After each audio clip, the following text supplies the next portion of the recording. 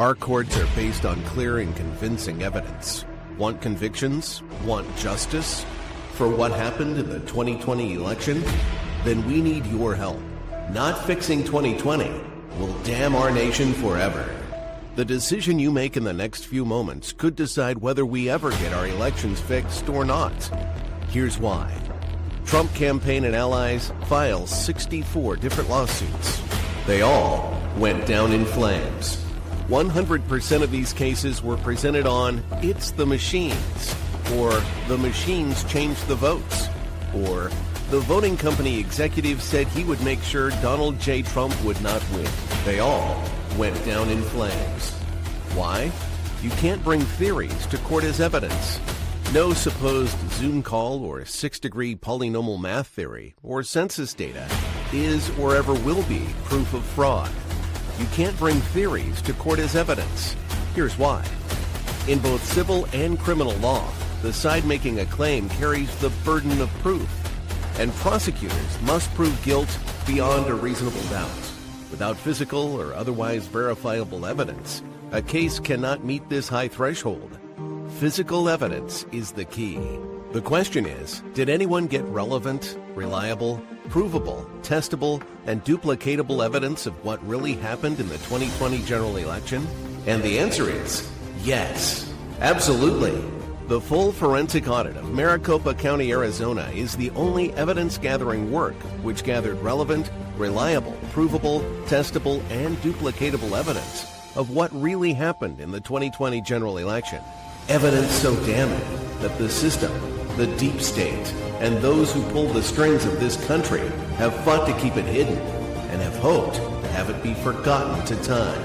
Almost $3 million invested in time, funds, and efforts to unlock that which the system wanted hidden. But now, that evidence is in danger of being lost forever. So if you want what happened in the 2020 election fixed, then we need your help. Please donate to protect and secure this historic evidence.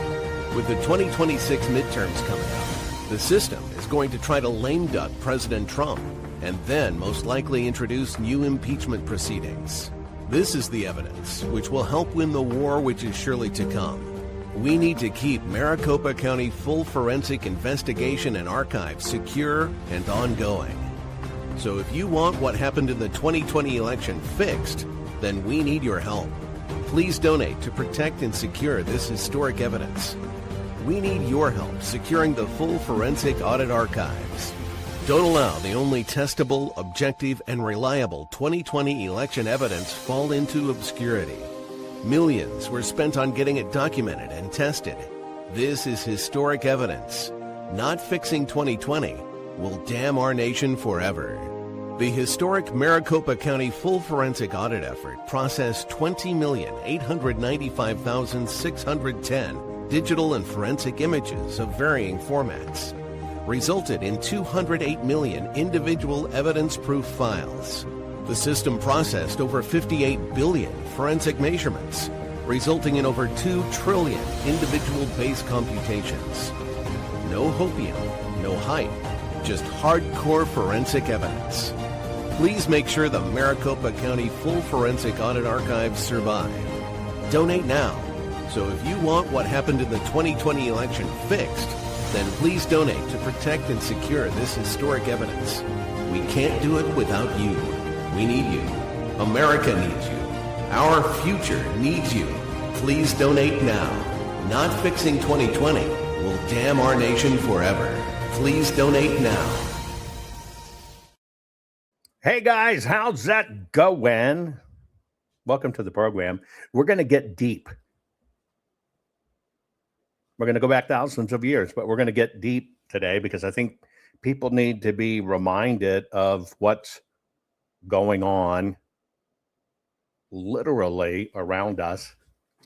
By the way, just a piece of housekeeping first. Seems that President Trump has issued a pardon for Tina Peters. It's going to be really interesting to see how this plays out because she was charged and convicted of a state crime, not a federal crime. And the state doesn't necessarily have to comply. Very interesting. Very interesting to see what's going to go on. But I wanted to give you that kind of heads up.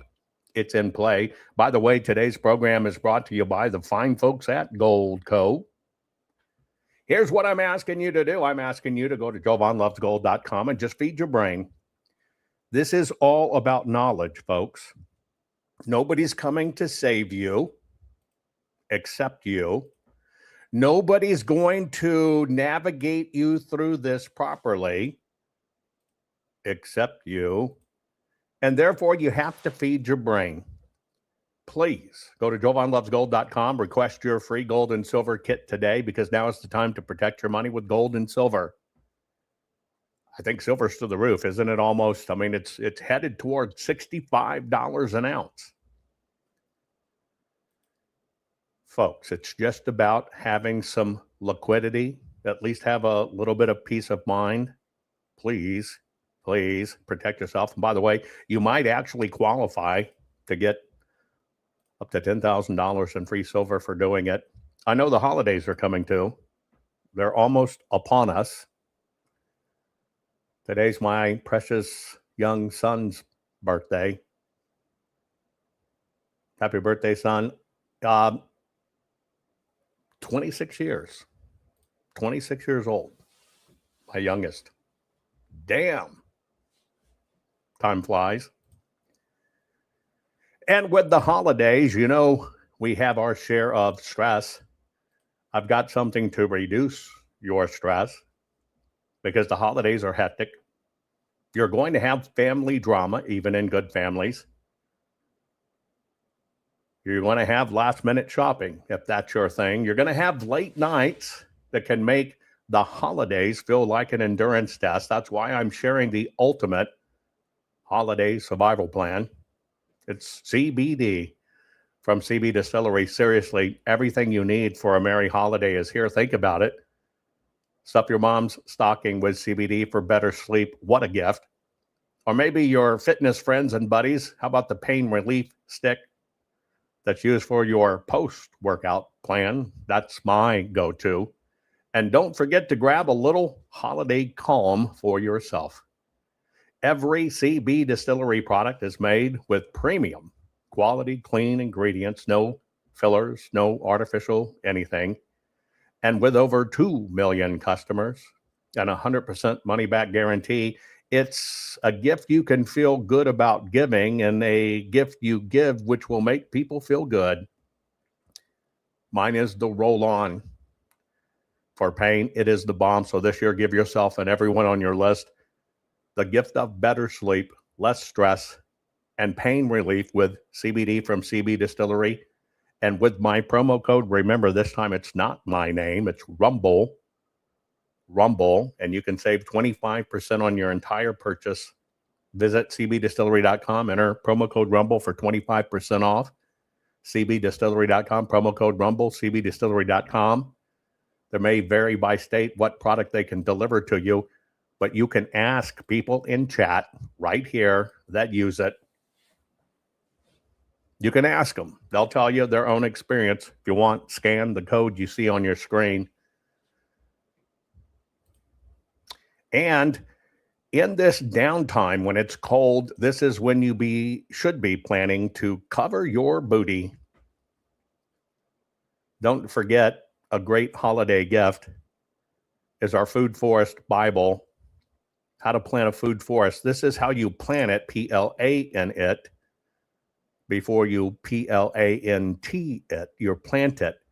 These things will regenerate themselves if you do it right. They're biblical in nature. Nobody had ever published a definitive source on it, ever.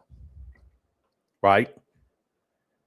Nobody had ever published a book like this. The longest ongoing one's almost 4,000 years old. Been feeding an entire community for 4,000 consecutive years. That's what this is about. So it takes you through everything you need to know, even down to pests that are God's assassins. Some of the bugs you step on, God put there to eat the bugs that eat your food. You just need to know which ones they are. There have been people that have cloned this book. I made a mistake. I don't like ebooks. I don't like reading it on the screen. I like the tactile book.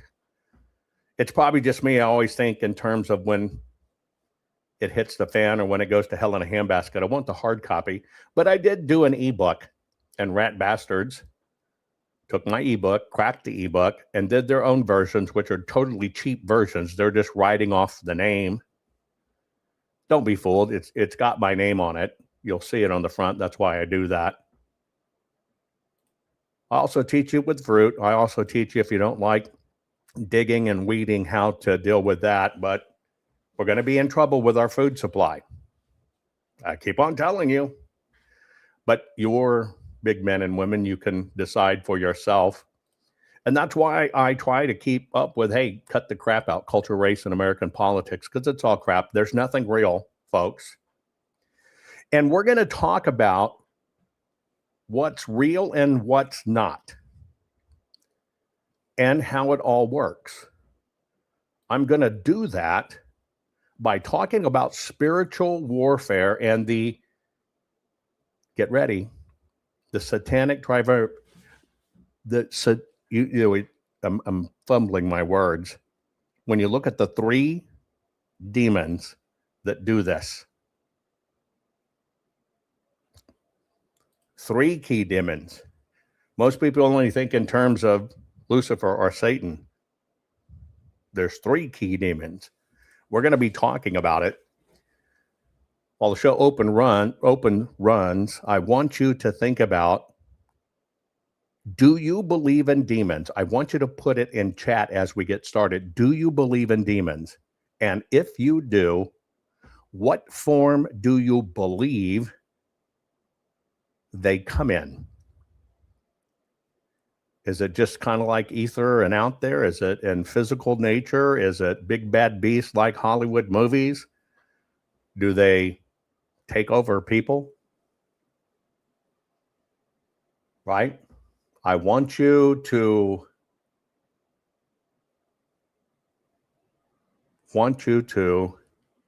think about that. Cody, sorry for the loss of your grandmother. Maybe this is a show you need to see. Okay, put it in chat. We'll get started right after this. Warning. The following program has been rated Dilligaff and is intended for open-minded audiences. If the truth offends you, or if you are allergic to focused intensity, intellectual athleticism, or the occasional F-bomb or even irreverent humor, please switch off now. If your delicate sensibilities need to be worried about or addressed, might we recommend the Underwater Basket Weaving channel to you? Otherwise, sit back, enjoy the wisdom, insight, and wicked sense of humor. Cut the crap. How many times a day do you want to say that to politicians, the elite, the loony liberals, the fake news media, and the gender-confused, emotional socialist snowflake crowd? Cut the crap is your secret weapon for fighting for our freedoms and our great republic. It all begins with a massive mental enema, freeing you from the toxic news and politically correct views, which constipate your consciousness with stinking thinking. Your host, Jovan Hutton Pulitzer. He's known for calling out politicians and telling them to cut the crap. You've seen him on virtually every television network and listened to him on Coast to Coast Radio. And now he's here to help you learn to fight for America. Culture, race, and American politics. They all have one thing in common. They all need to cut the crap. Now, here's your host, Jovan Hutton Pulitzer.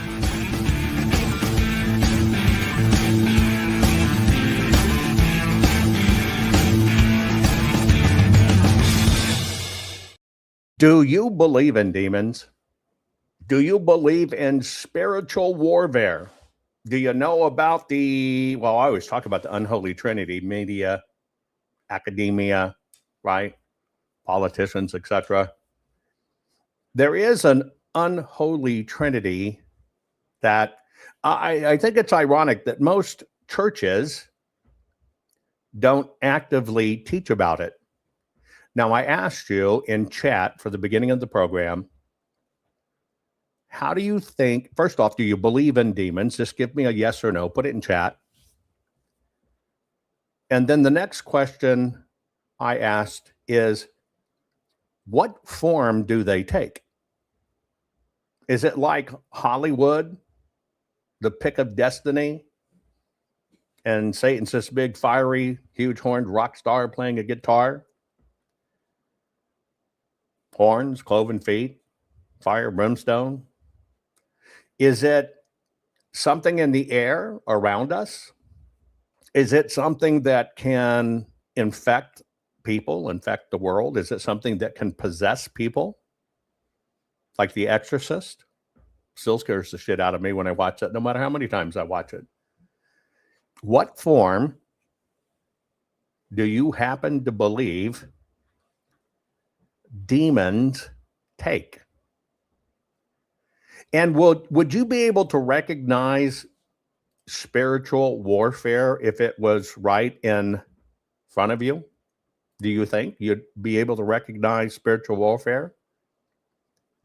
You know, spiritual warfare also is, well, let me give you a visual piece first. Here's what I know to be true. Here's what the veil in our world is getting thinner and thinner on. It's like we're just looking at it now through a sheer piece of gauze. It's very real, but here's a very good depiction of spiritual warfare that most people don't pay attention to.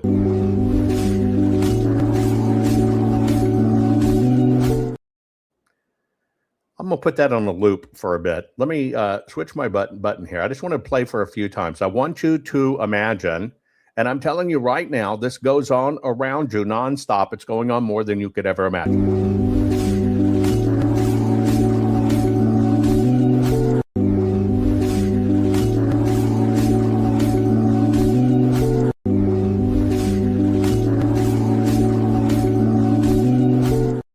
That's the best visual depiction that I could give you of what spiritual warfare is. Now, to know me or to follow what I talk about, I draw a very distinct line between faith and having a relationship with God. And on the other side of that line is religion and church. One is as God created it and ordained it. One is man's interpretation and corralling of it.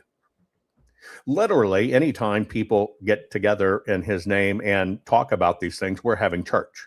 And there's no building involved, and I'm not wearing a robe. I know you thought I was going to say I'm not wearing any pants, but that doesn't matter, and I'm not doing that too. But literally, we have to understand the difference between God and faith and what man captured and institutionalized, and that is religion and churches.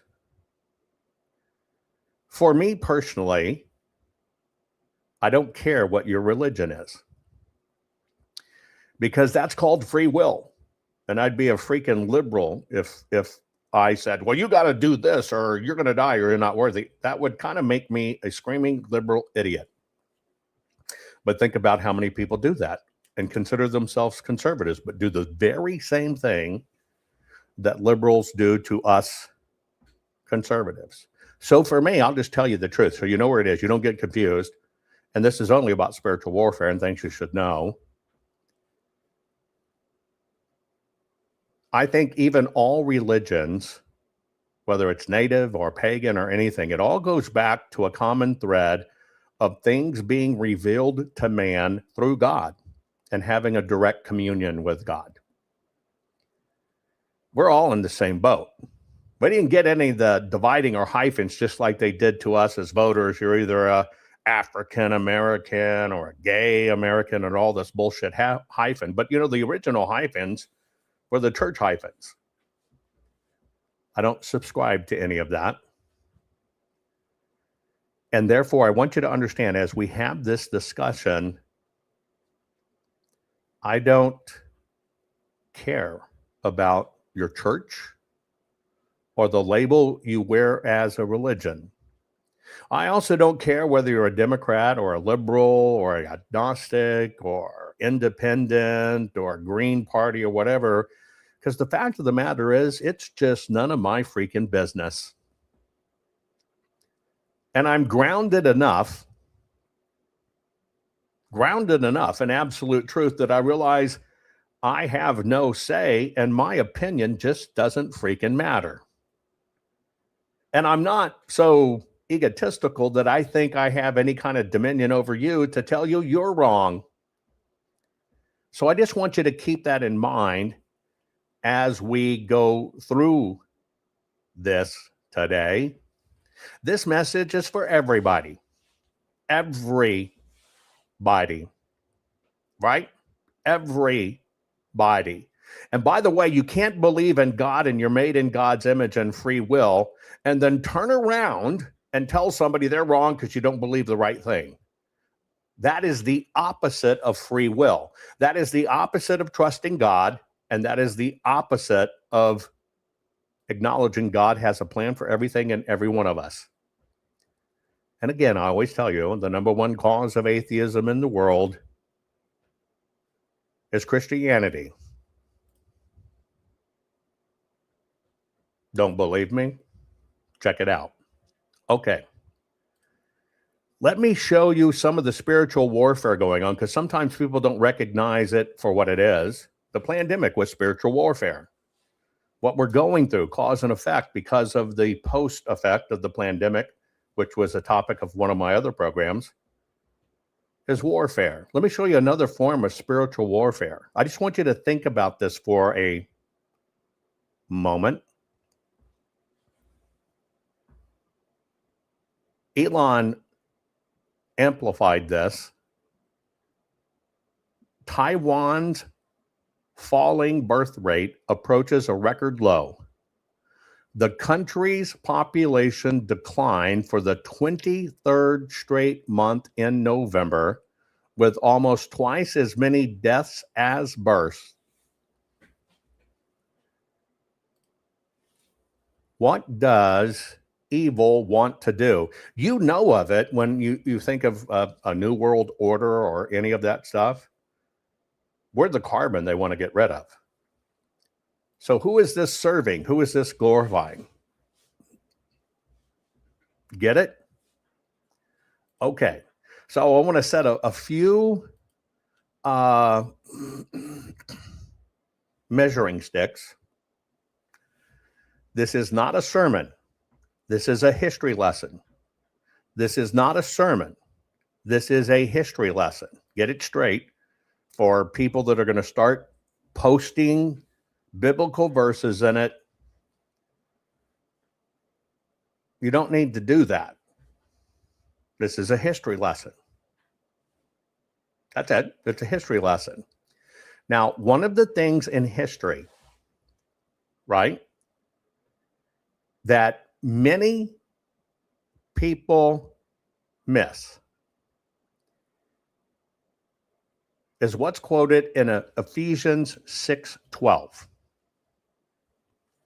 The very simple quote, "Our struggle is not against flesh and blood, but against the rulers, against the authorities, against the powers of this dark world, and against the spiritual forces of evil in the heavenly realms."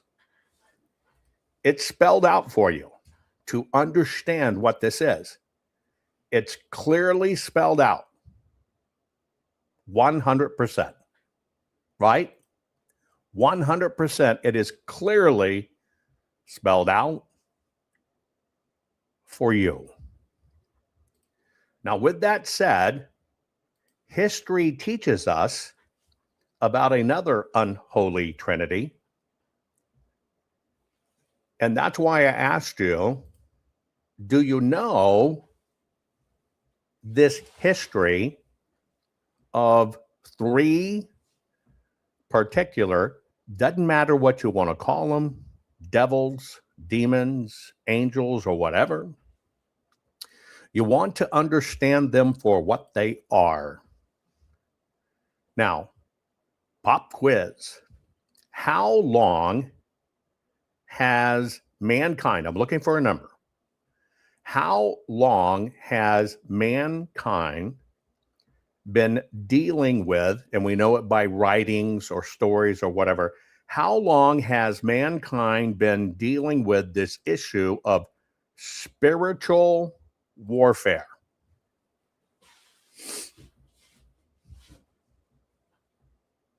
It's like somebody said, as I walked through the valley of the shadows of PCAPs, I think that was spiritual warfare that we went under in that. But how long, put it in chat, how long do you think, I want a number. I don't want to, and here's an example, right? You say Adam and Eve, I understand that. I'm looking for a number. Don't be generic, like the beginning of time. Be like, who said that? Slavovich? 5,000 years. No, I want years. How many years? I'm seeking a number. I'm thinking of it in my head. 6.6 thousand years. K2 said that. Shannon said 6,000 years. Hader said 6,000 years. Dina said 10,000 years. Okay. Let me give you the exact template for that. And the only measurement is going back to the very first thing date-wise that has been found thus far. Why do I say thus far? I believe there's far more of our history that's still out there buried that hasn't been discovered than we know. So I give you the caveat of the dates thus far based on what we've learned or what we've known. Okay. Tom got it right. 8675430 Yeah. Honestly, Tom, that's funny. Maybe for this answer, you could turn to Jenny and she could give you the answer. You ready? Here it is. Mankind has documented and wrote about this for right at 5,000 years. Now, these are the oldest records we have. Yes, you're right. She's got it. That's a Jenny. Jenny, who can you turn to? Anyway.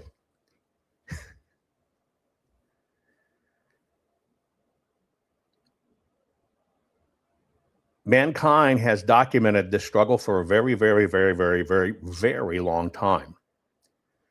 The idea, the teachings about spiritual warfare are actually older than the text of the Bible. And it is older than getting very specific on the idea of fallen angels. That's how long, right? That's how long this has been going on, and mankind has been struggling with this concept of spiritual warfare. Now, what happens is in this spiritual warfare mix, there is a triad, a trio, a trinity that ironically kind of controls this. Now, this idea of spiritual warfare breaks down into two specific categories. There is the earliest written evidence, keyword there, the earliest written evidence of fighting demons and evil spirits. You got it? The earliest written evidence of fighting demons and evil spirits. And then the second level it goes in, because there's little subtle classifications of it, is the most written evidence or earliest written evidence of falling angels and this thing called a cosmic war. Okay?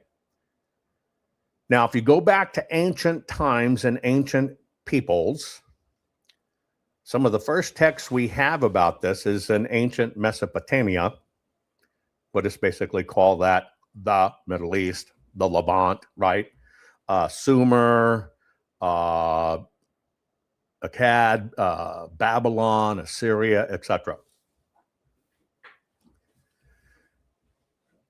In those culture, they believed and struggled and dealt with demons. Udug, not Dig Dug, Udug, Utakuyu, right? And during those times, it was demons and stuff, and they were known for causing sickness, bad luck, and madness.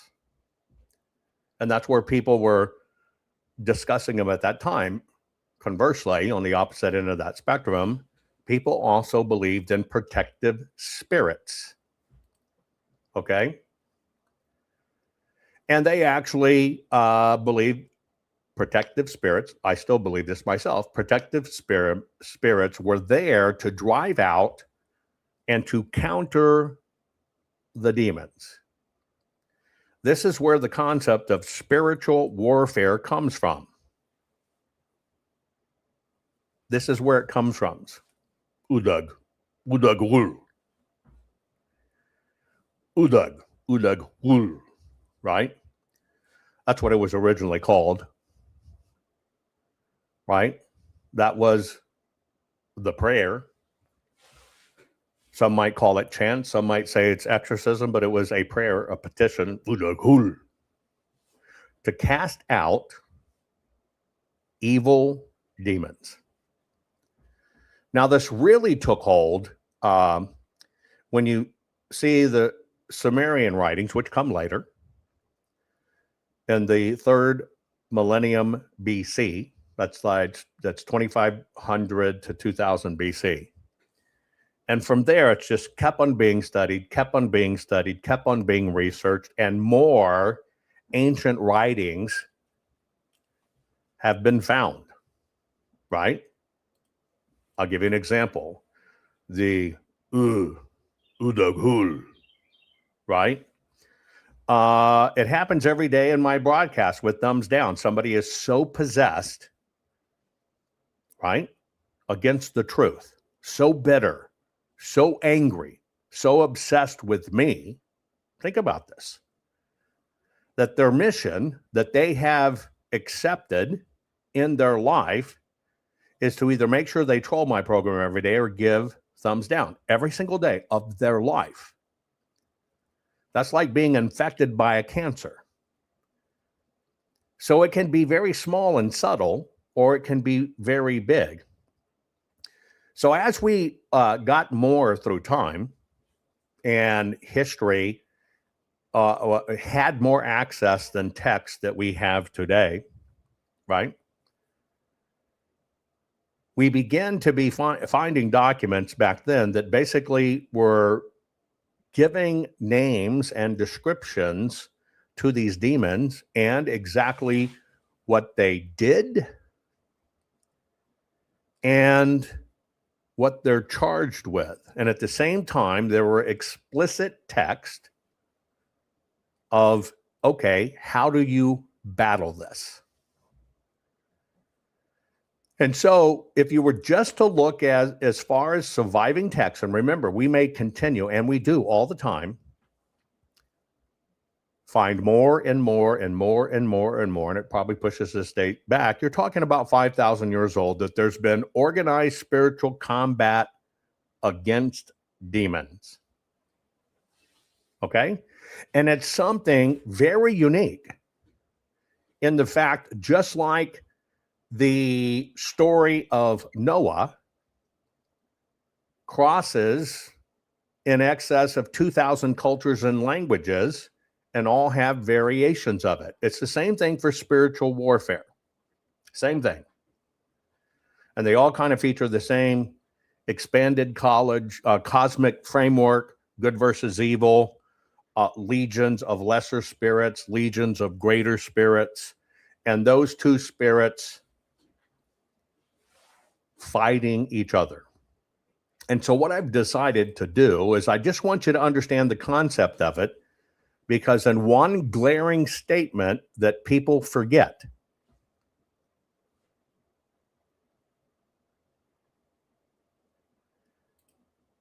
And I find it interesting that people think God doesn't speak literally.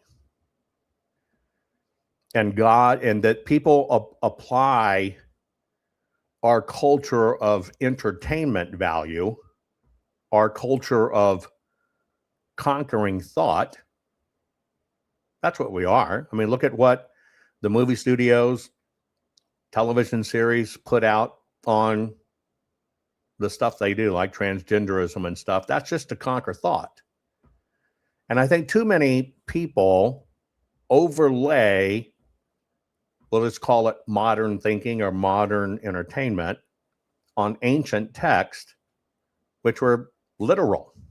Does that make sense to you? And so many people forget that you absolutely know that this is not to be taken lightly at all.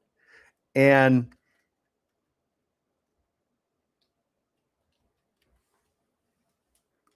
I'm trying to find out how to articulate it best.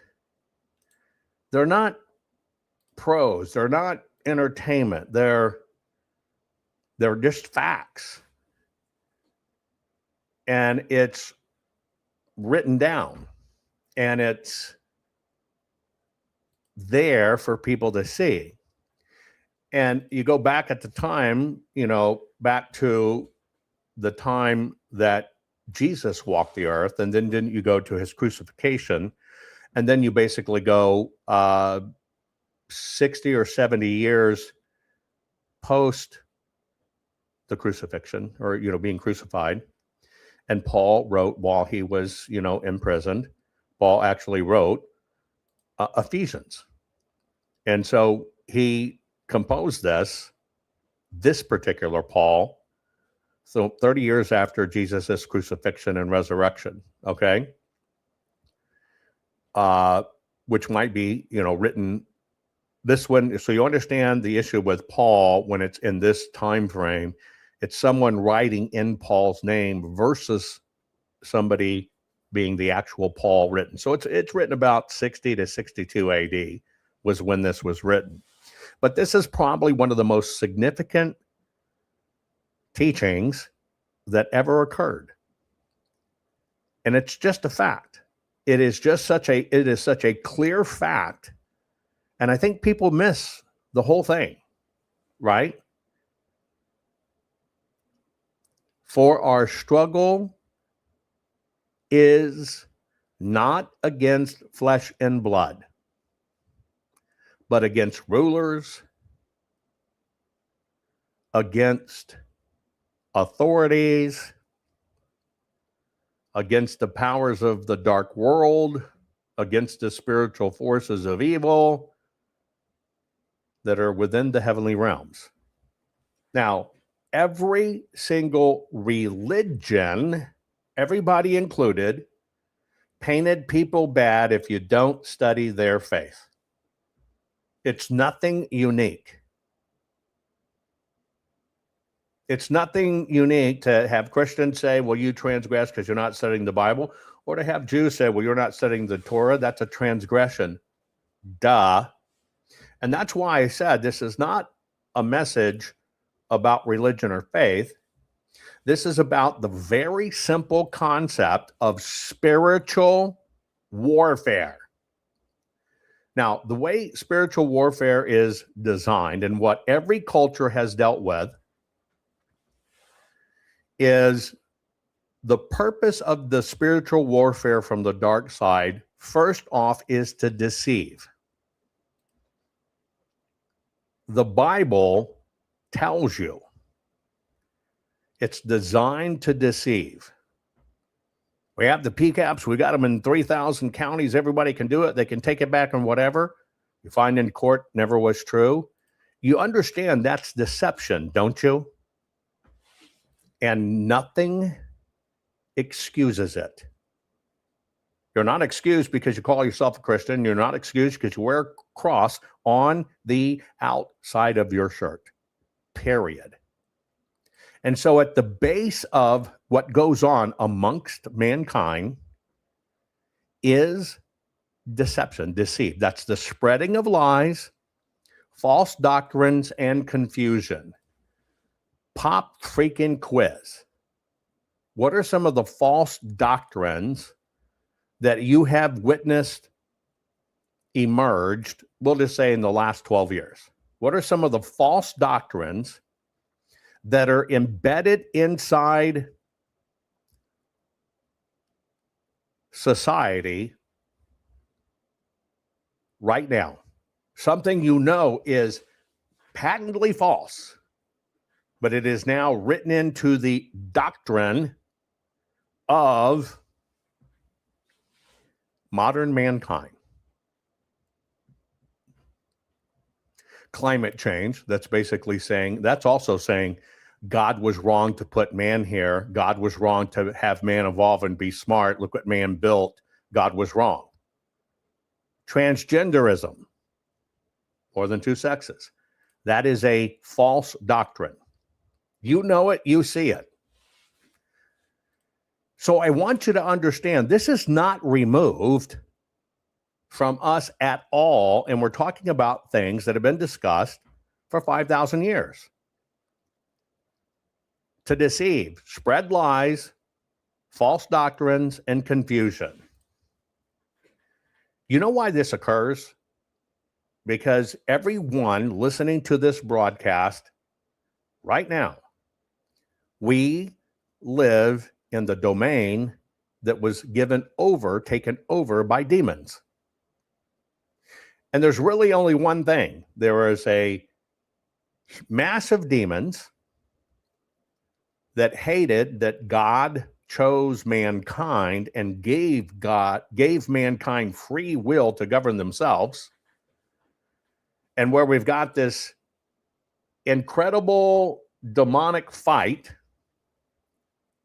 to push man away from God, because those falling angels were banished and never given that. That's the battle. And so what goes hand in hand with this is temptation. Will you agree? Luring humanity into sin. Luring humanity into sin.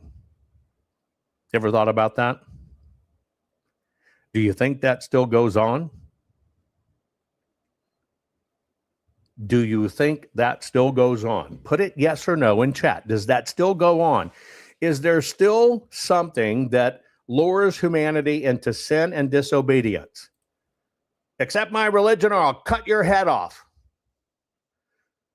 Raping kids is okay in my faith. Screwing a 6-year-old is okay in my faith. You don't believe, right off with your head. Do you understand the connection to all of this? How about this? Oppression. This is the goal of this spiritual warfare, to inflict spiritual and sometimes physical torment. Your parents don't know how to take care of you. They don't know what's best for you. The government needs to do it.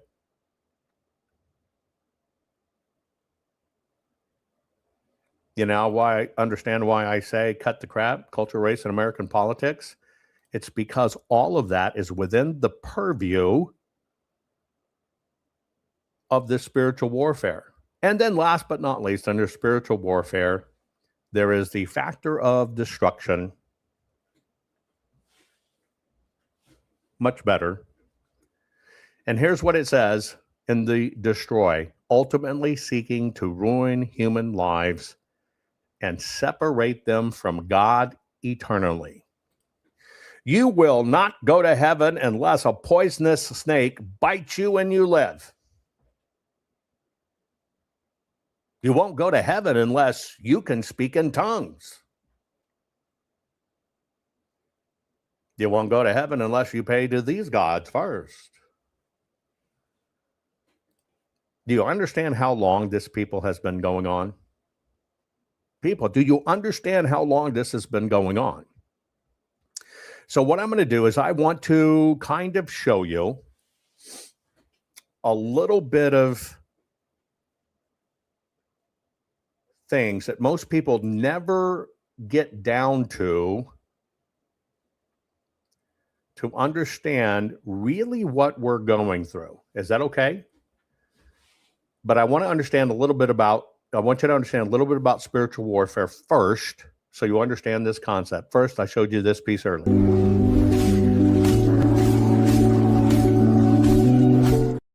Okay? Period. Next, here's another example of spiritual warfare.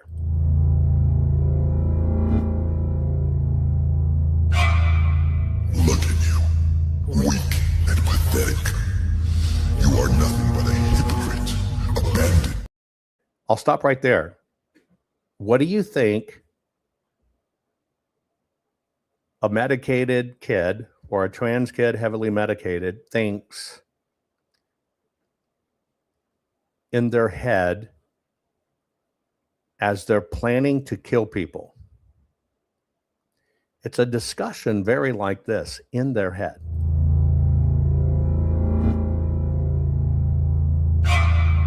Look at you, weak and pathetic. You are nothing but a hypocrite. How many of you have fallen to that type of spiritual warfare? I'm no good. Nobody loves me.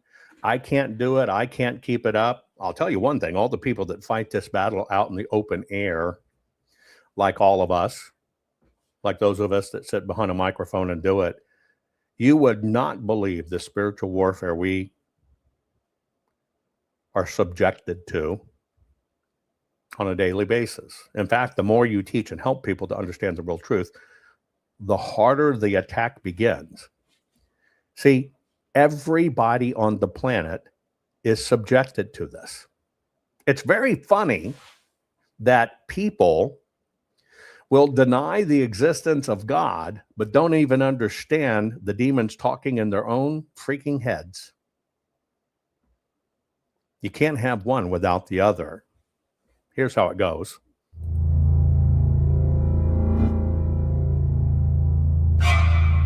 Look at you, weak and pathetic. You are nothing but a hypocrite, abandoned. Now, I want to give you one example. That is the dialogue, the style that goes on when people fight the truth about what happened in 2020, or people don't want the truth to come out, or people made it their mission in life to troll this program or to thumbs down this program. That's the kind of stuff that goes on inside that person's head. This is like a serious infection, and it's inside you. And that's why I asked you at the beginning of the program. It's in the air. It's everywhere, and it can take you over.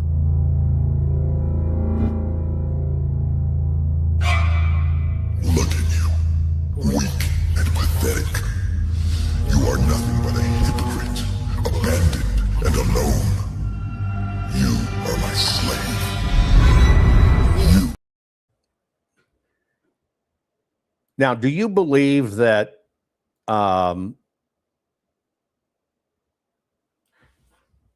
that God talks all the time? Just a simple question before I play this video. Do you believe God reveals himself through people? You've seen it on my program nonstop. Topics we're talking about, somebody roll into it. So here's a simple question. Have you ever watched in this program God reveal himself? I think it happens constantly. And that's why I thank God, right? I thank God for the little bitty blessings like Drew gave us here, that reminds us this crap is real. Again, I don't know who this real Drew is, but isn't that akin, you accept my religion or I'll cut your head off? You press that button, I want to control you. You understand it? This goes on everywhere. And this is where people fall into that trap. It's very easy to fall into that trap. Just think about it. I'm telling you, we get gifts all the time.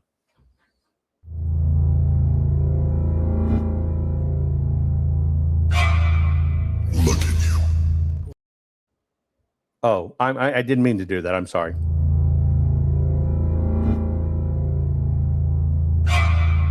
Look at you. Weak and Oh, shh. I must not have had enough coffee. Fucking with you, Drew. Welcome to the program. Glad you're here. I guess God decided you needed to hear this message.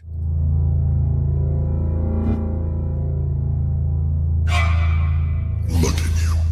Weak and pathetic. Now, let me give you an example. Again, God blesses all of this. Every bit of it. Over and over again.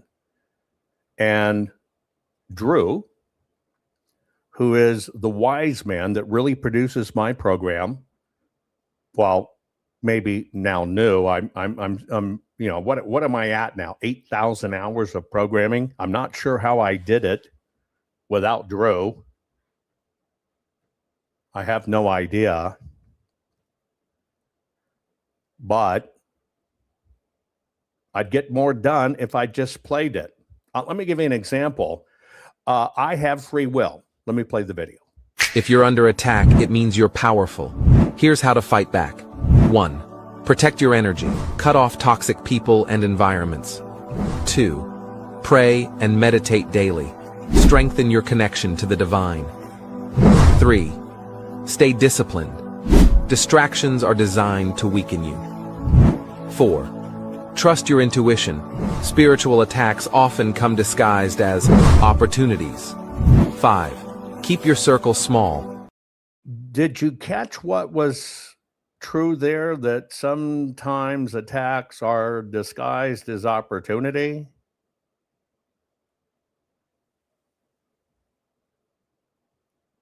So what I did is I used one man's free will that basically believes he has the key to the formula for how I should teach. And I used that one man's free will for a teaching moment, which is incredibly important for people to understand.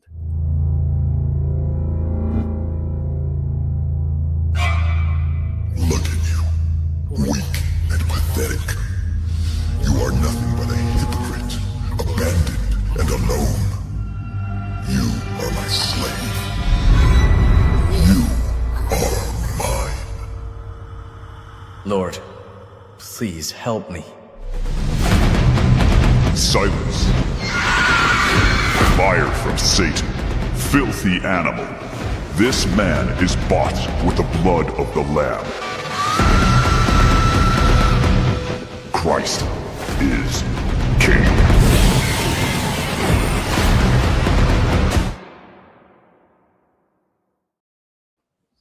That is a great depiction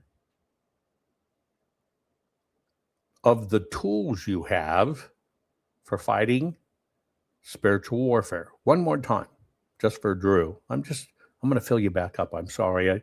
I know I deprived you initially.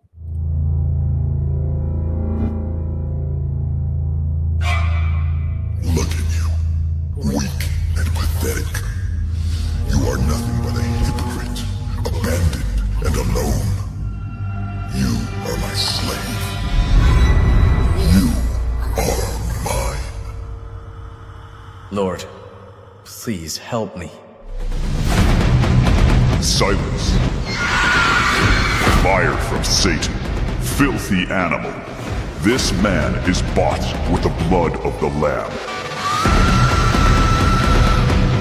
Christ is king.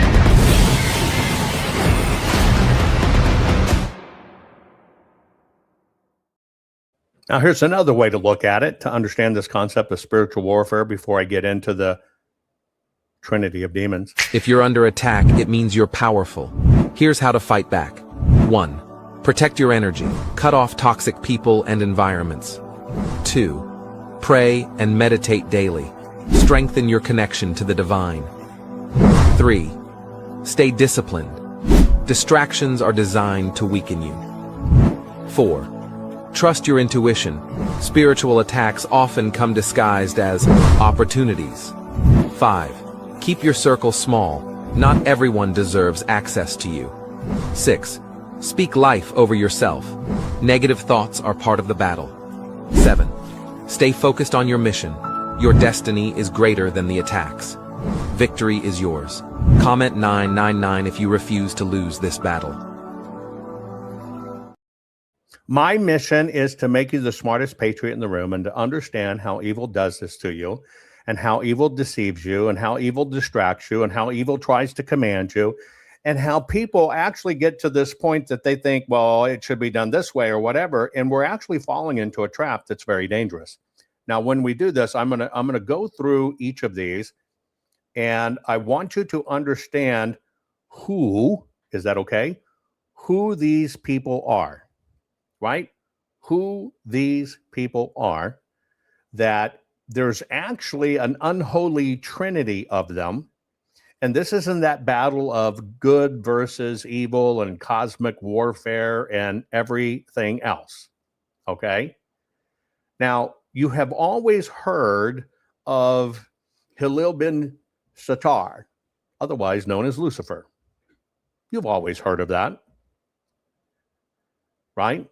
And I'm going back to the original name, Hillel bin Satar, which you've come to know from the Latin derivative of Lucifer. So if you look at the original Hebrew, which goes further back than Latin Vulgate or other, words change over time, etc. But if you're going to study this properly, I would suggest you've got to go back in time. Now, Hillel bin Satar was, okay, literally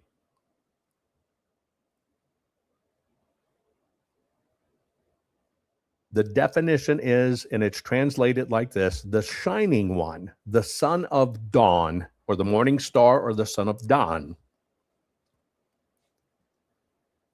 Now, in context, if you go back to Isaiah, a lot of this, right, has to do with kings at the time comparing themselves to the bright star, like Venus, which is the morning star. That is the context of it, going back into the biblical era of how they understood it. At that time, this particular demon that could infect you, or angel's job, was to basically present people as independent gods, small g, not big G. Okay? And it's always kind of been associated with the proud human, right? The proud human. And if you were to look at it across the Ugaritic text, or whatever the case may be, you know, go to ancient time, there were various deities like Shahar, Shalim, which Shahar is dawn, Shalim is dusk. And it has always referred to this ancient cosmic thing. Near East version of this, it basically says that's who's responsible for the astral brightness or the morning star. It always has to do with overreaching pride. In those times, it was used, and in rabbinic teachings, it was always used to symbolize arrogant kingship. Let me ask you a question. Do we actually live in a time of arrogant kingship? Do you think our politicians are for the people, or do they believe they are our rulers? You're right. This is so going on right here, right now. We are literally deep in the time of arrogant kingship. And what is usurping people from both God and telling us that God is wrong. God didn't create a little boy in this person. It's really a little girl. God didn't really create a little girl. She's really a little boy. Do you understand right now? We are in that prideful thing based on ancient, arrogant kingship. It's really fascinating when you study it. I suggest anyone to study this, because this trio, which I'm covering, I want you to understand what I'm doing. This trio, which I'm covering, comes from ancient times and relatively modern times, even to the Middle Ages, etc. It's what's called a demonology combo, the big three. And I'm going to show you all big three. And they were written about them in the Grimorium Verum. It's much later in time. That's the 18th century, but it does talk about the three superior spirits.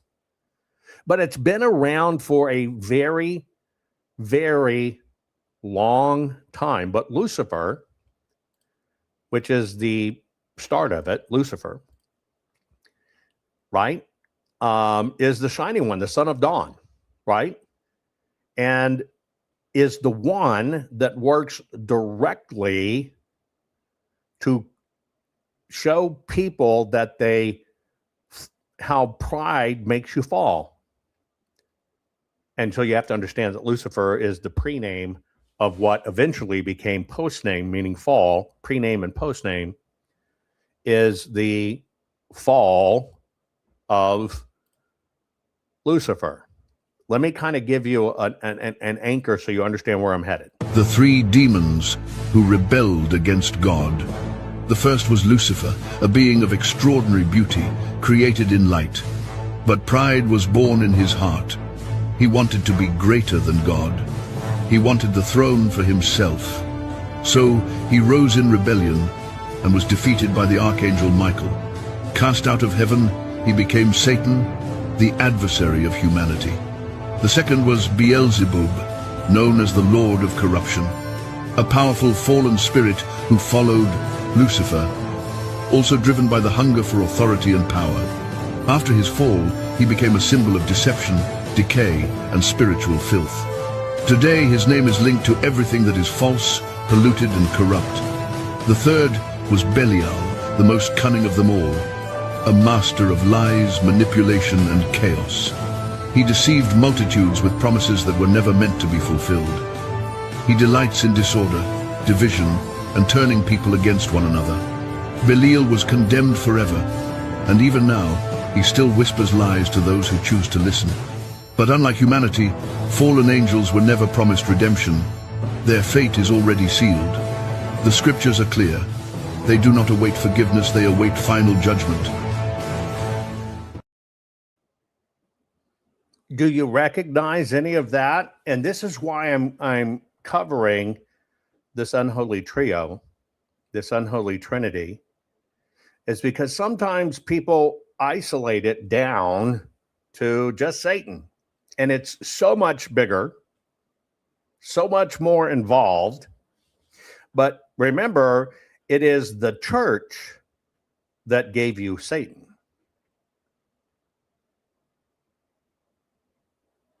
Don't forget that. It is the church that gave you Satan.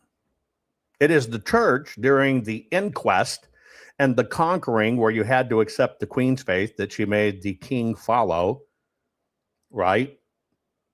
That tens of millions of people were killed if he didn't accept it. And the way they got the people to accept that institution. Remember, that's why I divide a line at church and organized religion, that if you didn't accept it, you were butchered. It's happened many times throughout time. But remember, they were dealing with a pagan society. And so that's when, and yes, that was the uniparty back then. You're dead on. And dealing with pagan society, right?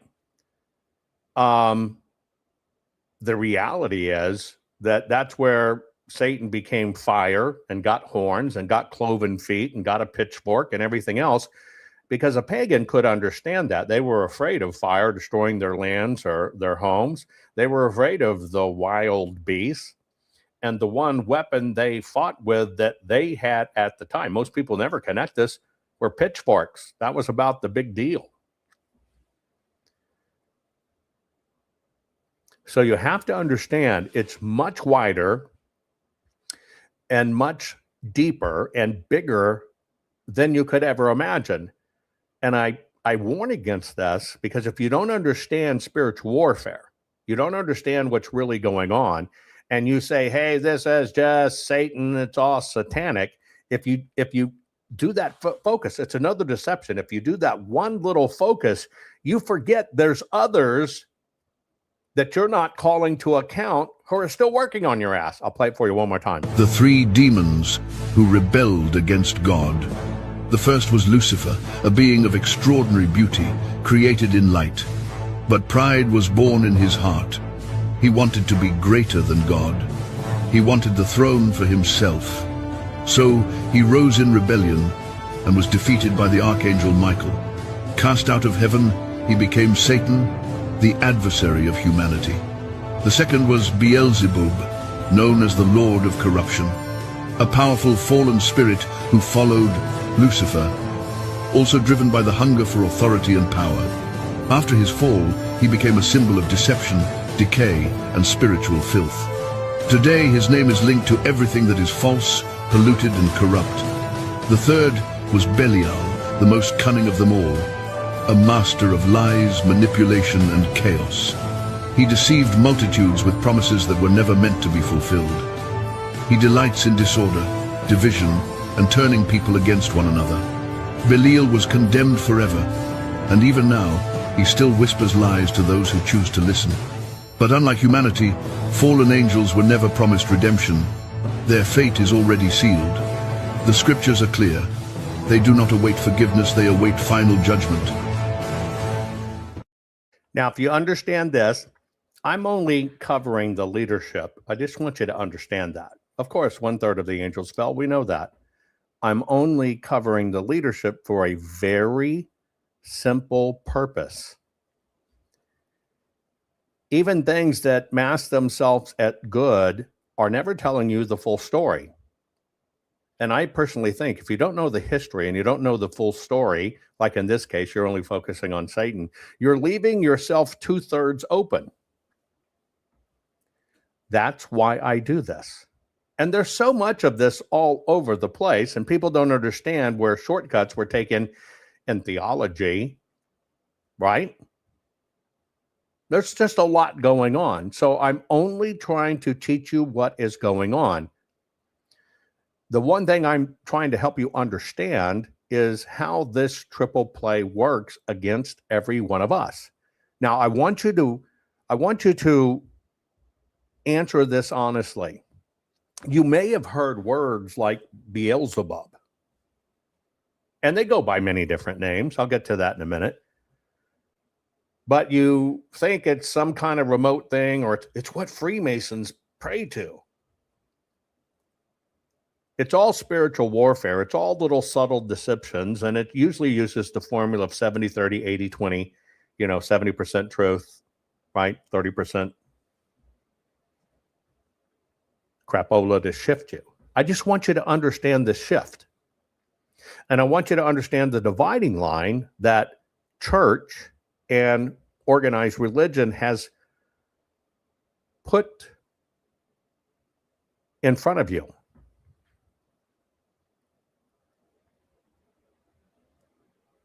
And I also want you to understand, for everybody out there, doesn't matter who you are, etc., we're all in this together. We're all under this attack. And so, to understand this from history, and here's my anchor in this. I just want you to understand, we have always been told this is as true today as it was 5,000 years ago, or as it was in 60 AD, written by somebody writing in Paul's names. Our struggle is not against flesh and blood. Maybe you understand this in my teaching when I said if they actually sent Hillary to Gitmo, it wouldn't change a damn thing.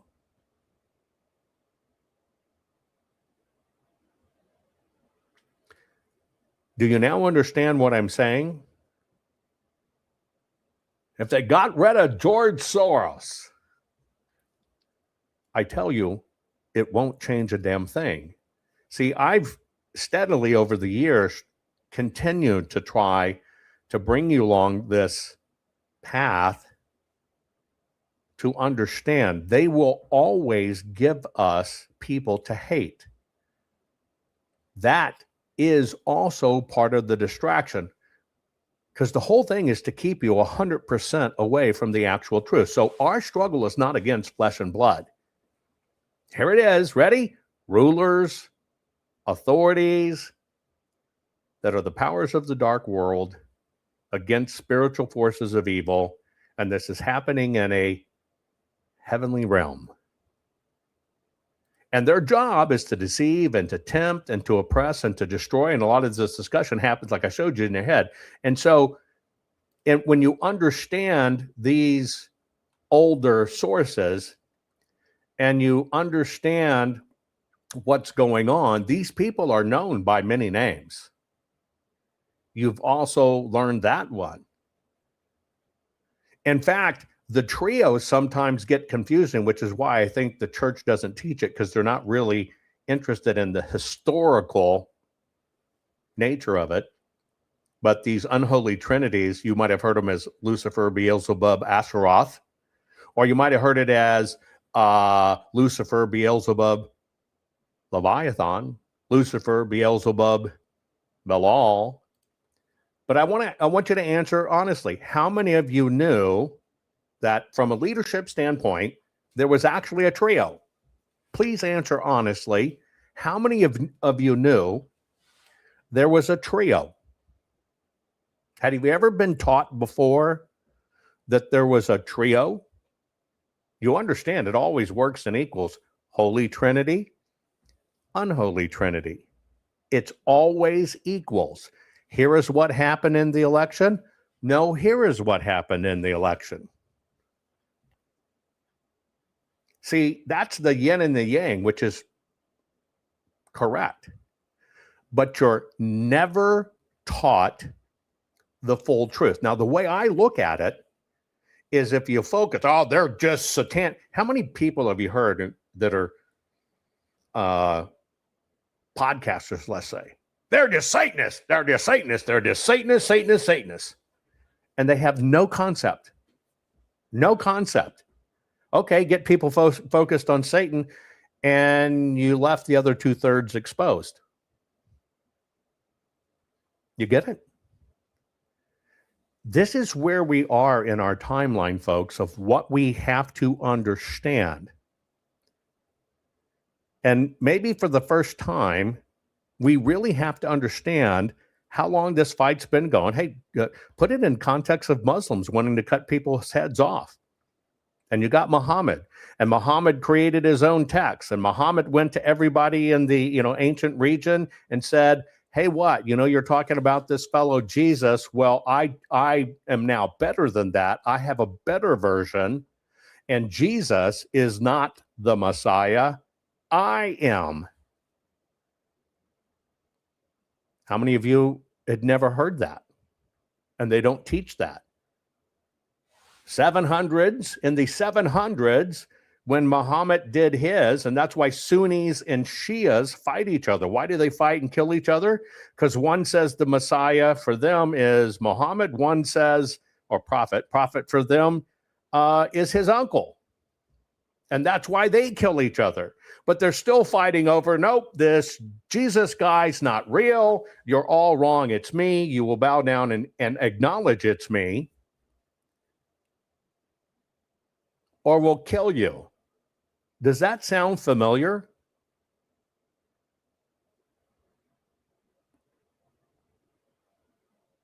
Does that sound familiar? You do understand it's why Salman Rushdie, they put a contract on his life for writing. It was actually satanic verses. Don't you remember all that? It's because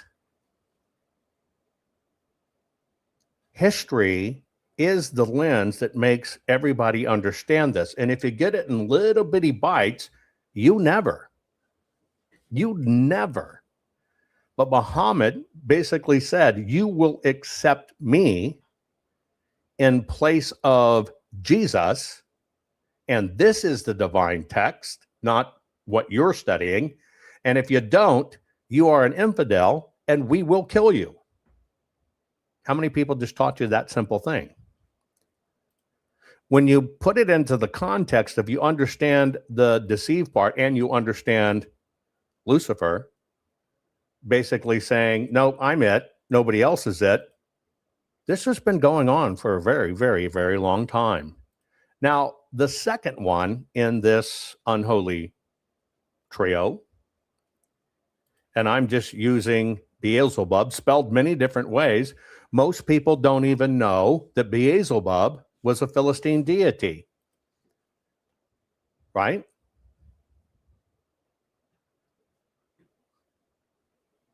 Who were the Philistines? Put it in chat.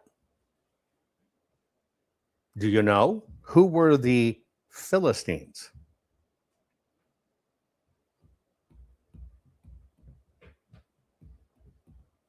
Anybody know?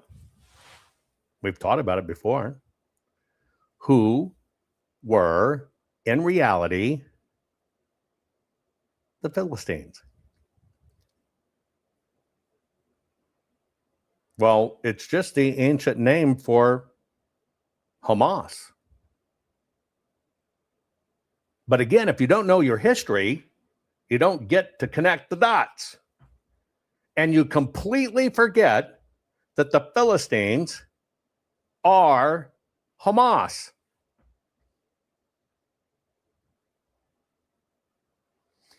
Do you understand how long this battle's been going on?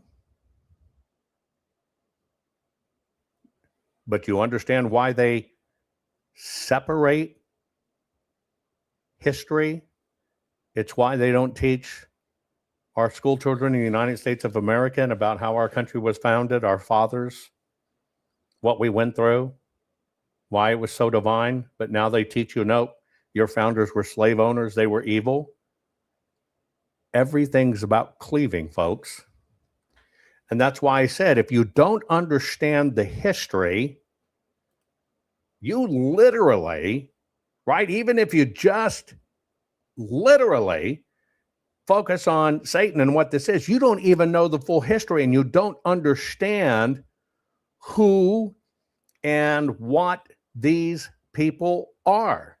Yes, 1/3 rebelled, and it's got that 1/3, right? Combo. And this has been going on for 5,000 years. It's been talked about. Beelzebub, right? You have Baal Zebub, that's hyphenated. Baal Zebub was the god of Ekron, not Enron, Ekron. It was the Philistine deity that was the advisor of King Isaiah. Most people don't know that. Literally, he's called the prince of demons. He is the top prince. What does it mean if you go back into old time text and you go back into understanding Hebrew and everything? Be-lil ya-ya-all. Be-lil ya-ya-all. You know what it means? It's used in a phrase like son of Belial, which we're going to talk of, all of these are together. The prince of demons, it's all about being worthless scoundrels. Every one of these are connected. They are the princes executing this on earth. Do you think history repeats itself? You know why history repeats itself? Because we never learn.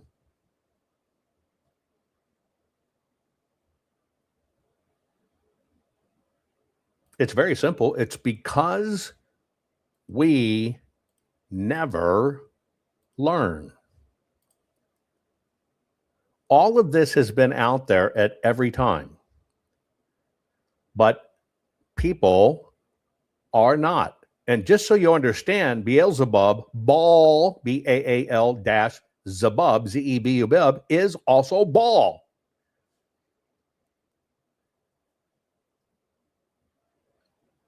But you kind of think it's all these different things. No, it's just different cultures talking about it. If you go back in ancient times where I said Azariah, or Uzziah, I'm putting an R in it, but there's not, A-H-A-Z-I-A, that king. This is one of the kings that was basically indirect. You know what Baal, Beelzebub was actually over?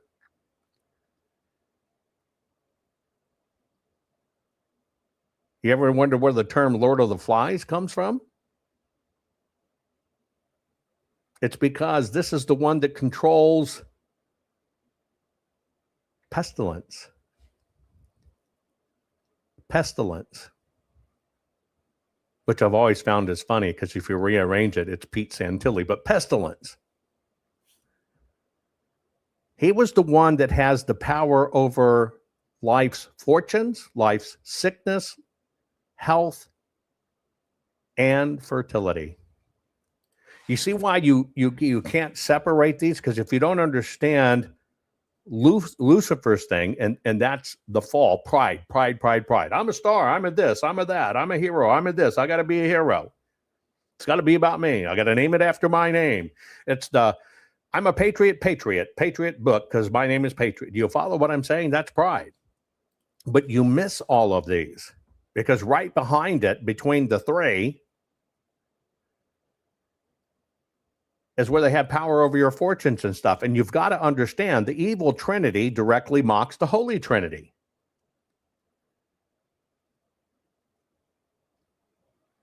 This has always been there.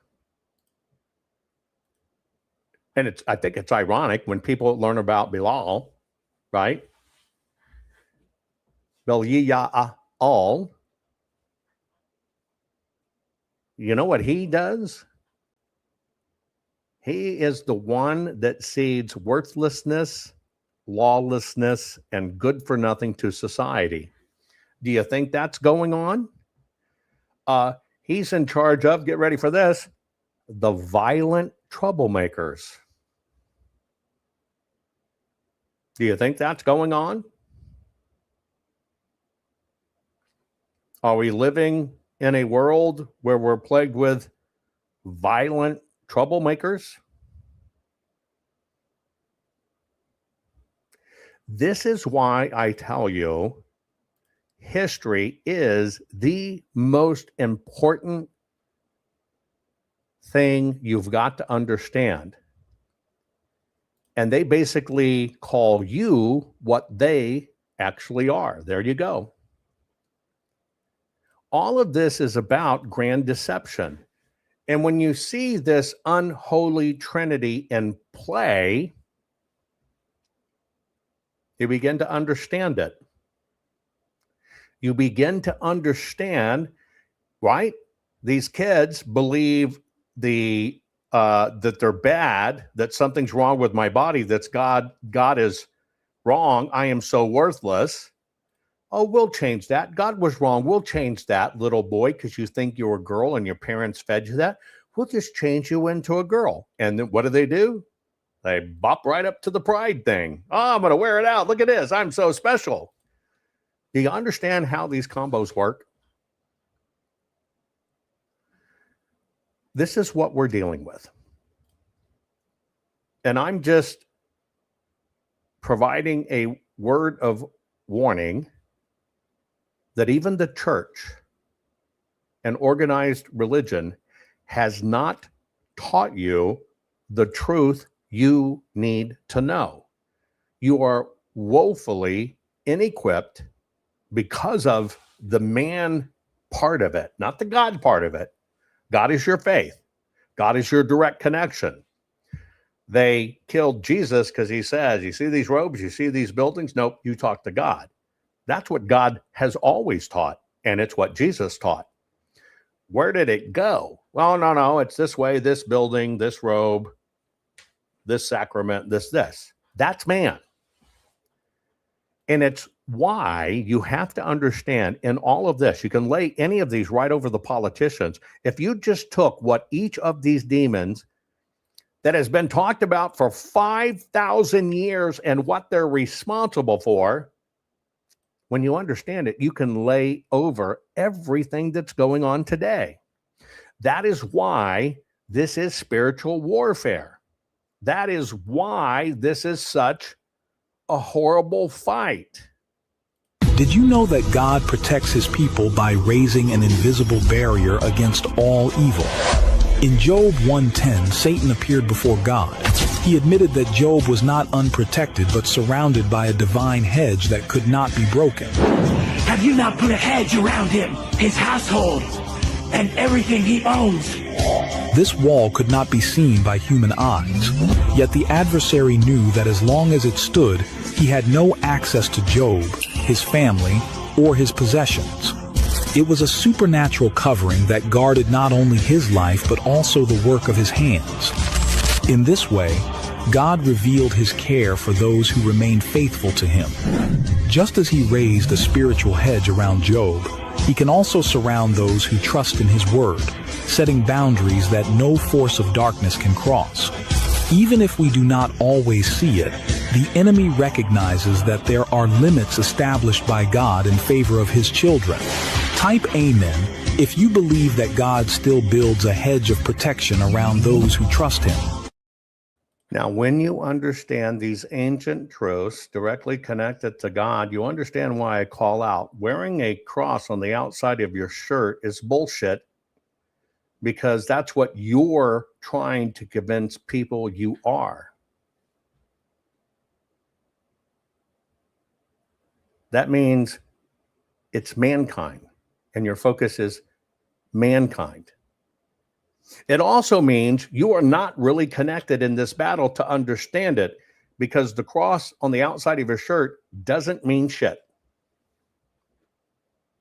Because even on the side of church and religion, just like Muslims, it's all this bullshit fighting where you're not going to do this unless you do this. You understand, God never taught that.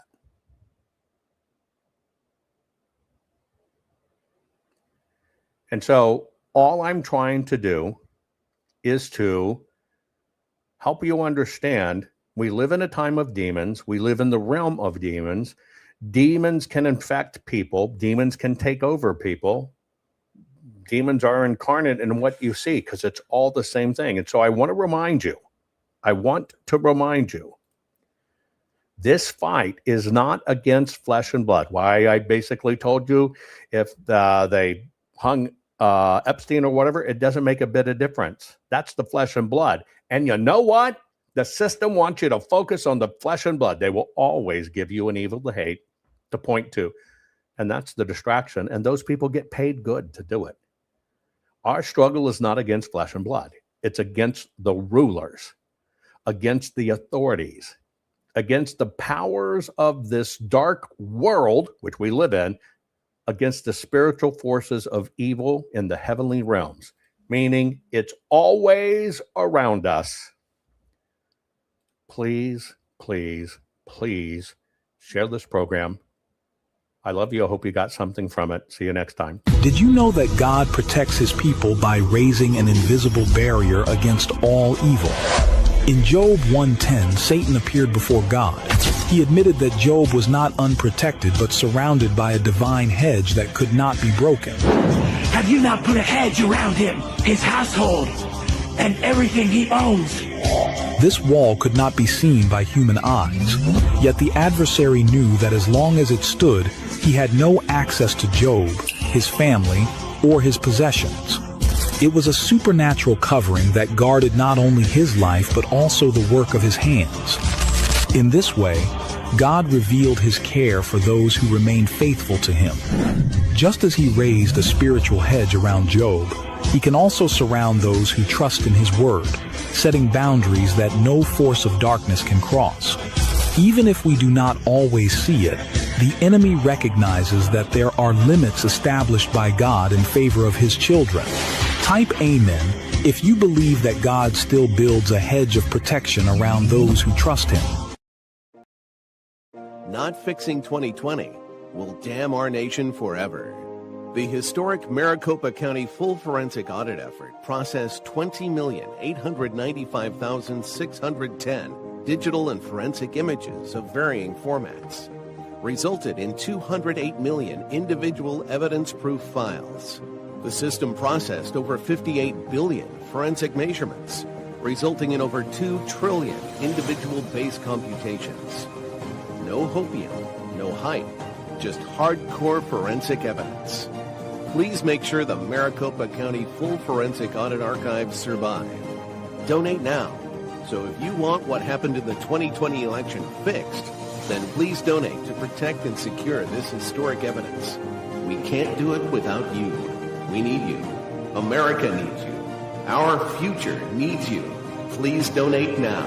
This crazy world is telling you your sons can be daughters and your daughters can be your sons. When will the madness stop? Never. So you have to decide, will you comply or defy? They tell us all, you will own nothing, eat bugs, and be happy. Is this why America's largest food processing plants and food supply plants keep burning down? Do you really think this is a coincidence? Of course not. The system is telling us right to our faces what they have planned for us. You have a choice. Comply or simply defy their plan for us all. Defy the system's plan and execute your own plan. Abundant, safe, secure natural food supply. Introducing the Food Forest Bible. This bestseller by Jovan Hutton Pulitzer is the single most complete, executable, easy-to-follow plan for sustainable, self-managing food production for self-sufficiency and food security. For the first time ever, a coffee table, heirloom quality full color book which unlocks the ancient secrets of creating a food forest. Imagine planting in a way which requires no digging, no pesticides, and creates massive ancient food abundance. No fooling. Food forests are the ancient secret to planning and planting once. And have your own Garden of Eden, which will feed your families for decade after decade. Buck the system. Buck the New World Order and order your very own copy of Jovan Hutton Pulitzer's Food Forest Bible. Learn how to create a sustainable, self-managing, natural food production for self-sufficiency and food security for your family. Side yard, small yard, backyard, backlot, or even lots of acres, the Food Forest Bible works for everyone. Order on Amazon, hardcover, softcover, or ebook. Don't comply. Expertly defy the system.